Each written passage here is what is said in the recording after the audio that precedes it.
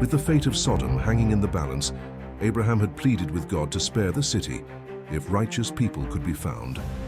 But now the time had come for God's judgment.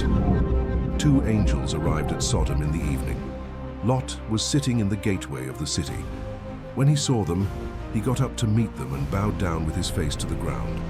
My lords, please turn aside to your servant's house. You can wash your feet and spend the night, and then go on your way early in the morning. But Lot insisted so strongly that they did go with him and entered his house. He prepared a meal for them, baking bread without yeast, and they ate. Before they had gone to bed, all the men from every part of the city of Sodom, both young and old, surrounded the house. They called to Lot, "Where are the men who came to you tonight? Bring them out to us, so that we can have relations with them." But Lot said to them, No, my friends, don't do this wicked thing. Look, I have two daughters who have never slept with a man. Let me bring them out to you, and you can do what you like with them.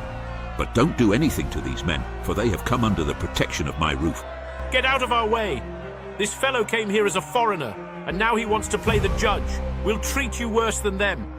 They kept bringing pressure on Lot and moved forward to break down the door. But the men inside reached out and pulled Lot back into the house and shut the door.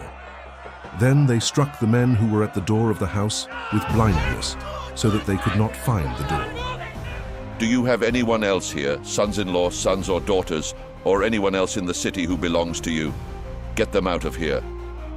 The outcry to the Lord against its people is so great that he has sent us to destroy it. So Lot went out and spoke to his sons-in-law, who were pledged to marry his daughters.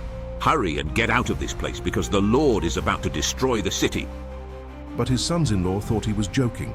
With the coming of dawn, the angels urged Lot, saying, Hurry, take your wife and your two daughters who are here, or you will be swept away when the city is punished. As soon as they had brought them out, one of them said, Flee for your lives. Don't look back and don't stop anywhere in the plain. Flee to the mountains or you will be swept away. No, my lords, please. Your servant has found favor in your eyes, and you have shown great kindness to me in sparing my life. But I can't flee to the mountains. This disaster will overtake me, and I'll die. Look, here is a town near enough to run to, and it is small. Let me flee to it. It is very small, isn't it? Then my life will be spared.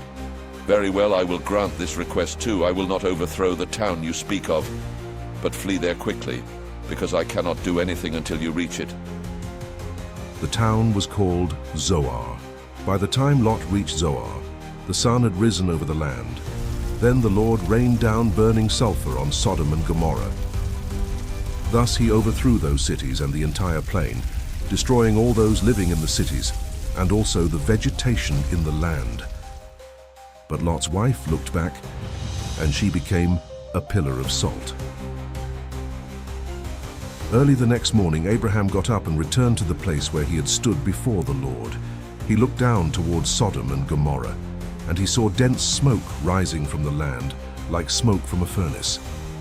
So when God destroyed the cities of the plain, he remembered Abraham, and he brought Lot out of the catastrophe that overthrew the cities where Lot had lived.